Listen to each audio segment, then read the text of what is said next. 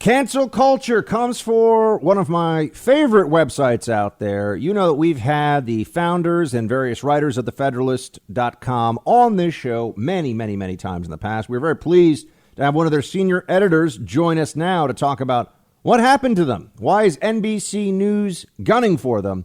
And why is Google caught in the middle of this, either being the initial or either being the ultimate aggressor, or who knows? We'll figure this out. We got Chris Bedford with us now from the Federalist. Chris, thanks for making the time. Thanks for having me. All right, so just tell everybody what the heck happened here, my man. We learned a lot about this from NBC News, which has a reporter over in England who she works in the verification unit, which is a very strange name. She got in contact with a left-wing think tank also in England, which lists the Federalist as a hate site. And the reason for that is that the Federalists said that white supremacists were actually not responsible for the riots, and they're actually not white supremacist agitators in the George Floyd riots, which turned out to be completely true. That makes us a hate site. So she contacted Google and asked if we could be demonetized based on that, and as well as our comment section, which, as you know from basically any comment section, except of course for your own, is usually a cesspool. A lot of insanity gets spread in comment sections on YouTube, on Time Magazine, on the Federalist, wherever. Oh, yeah. They said that this was now a problem, and they were going to take that ad platform away from us. The problem here is that most websites these days make a lot of their money on Google Ads. It's the biggest game in town. It's the reason why your browser crashes when you try to go to too many websites. Google Ads downloading too much information from you. They bungled this entire story from top to bottom, though, because we got in contact with Google when this broke. We didn't issue a statement. And they quickly started backtracking and saying, hold on a second. We're not going to do this to you. NBC News had to change their story. I really hope someone's held accountable for this. And now it looks like the Senate and the House are actually pretty interested in speaking with Google about this level of oligarchy, where they were going to try and take us down with a nanny state censor using a foreign think tank for printing factual things. It's really absurd, and the best part about it, at least, is how quickly it's unraveled and how quickly it showed how dangerous this is to people, because while we were able to get out of it, a lot of other people would have not had any recourse that we had. So I did see in the at least initial NBC News report about you guys getting demonetized at the Federalist by Google, which effectively cuts off all. I mean, it's you might as well not have an internet site anymore, right? Because you're not going to be able to pay any bills and keep any staff. So it's getting canceled from the internet is what Google pulling your ads would mean. And I just would want to know, Google, it seemed, said, according to NBC News at one point, that you guys were demonetized. Has how did this get? That seems to be that's a big thing, a big fact in this now many times revised story that NBC News wrote to get wrong. Have you, it seems like either NBC News is lying or Google's lying is what I'm getting at. Do you guys know who? We don't know who. Based on my general experience dealing with some of these massive tech companies that will never actually open up their books and never actually explain to you how any decision was made, say that that's proprietary, or they like to do things like blame algorithms. It's always the algorithm. It's always the algorithm. I've learned that. Yeah. Right now, the algorithm rules. We don't write them, apparently. They always try to do that, and then they backtrack. I, for one, have a difficult time believing Google's side of the story, given that they gave this message to NBC News. Maybe this wasn't run up the chain, but somewhere someone in Google decided that was what was going to happen. Fortunately, someone else at Google decided that was actually not what was going to happen. It might get them in a lot of trouble, at least to the Federalists. So far, it appears that this is still going on for Zero Hedge, which is an interesting anonymous financial deep state site that's kind of worth reading, but a little crazy at some points. Why anyone should be silenced is beyond me.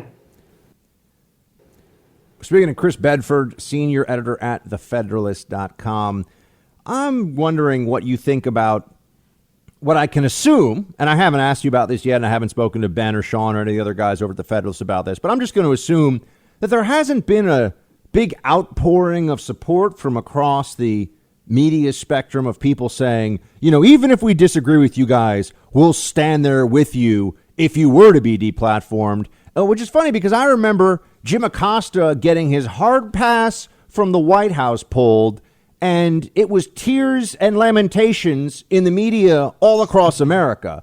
Am I right in assuming that you guys haven't had a lot of public support? Maybe I'm wrong. We've had a big range of public support that goes all the way from moderate Republicans to very conservative to libertarian. There is almost none, with a few exceptions, who have been from the left. And so far, aside from one editor on CNN who tweeted that this was unbelievable censorship and completely not allowed. Wow, CNN, that person's job is not long for this world, but keep going. No, they put their head on the block with that one. But I was thankful for it. This is not nearly the story that, for example, Jim Acosta was. And it's funny to bring that up, to not have Jim Acosta ranting and yelling at the press secretary on television, giving no information to the public. Apparently that is an assault on democracy, but removing a platform, removing the ability to make money from a media company because you disagree with their alternate viewpoint, that's not a problem at all. The corporate media is generally and largely in agreement on this. NBC is one of the oldest companies around. They're one of the three-letter companies. They're in agreement on this, and it's difficult to be against them, but we're going to do it. We're going to keep on doing it. And tell me about this justification that Google had for even any concern, right?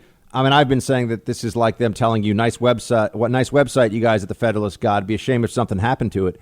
That was great. They were claiming, of course, this is putting you guys on notice. It puts all conservative websites on notice. We're watching you, and I've never heard of this happening anywhere else.